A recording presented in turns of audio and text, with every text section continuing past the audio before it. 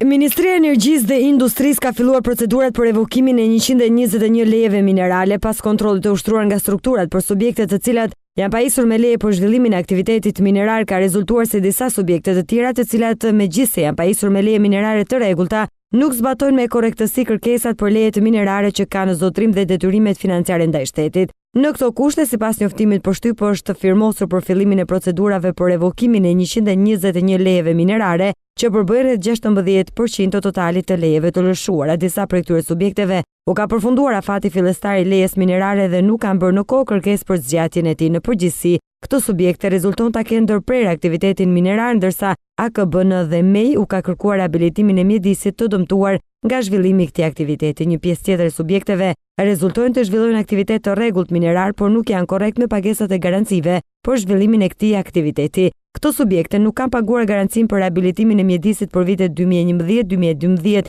Një tjetër kategori subjektesh janë konstatuar se zhvillojnë aktivitet minerar në zonat të mbrojtura mjedisore dhe që u ka mbaruar afati fillestar i lejes. Këto subjekte, megjithëse kanë kërkuar zgjatjen e afatit të lejes, kjo nuk u është pranuar nga Ministria e Energjisë dhe Industrisë, pasi në zonën e licencuar nuk lejohet aktiviteti minerar. Përveç këtyre 121 lejeve për të cilat ka nisur procedura e revokimit, për disa subjekte të tjera janë vendosur penalizime me gjoba.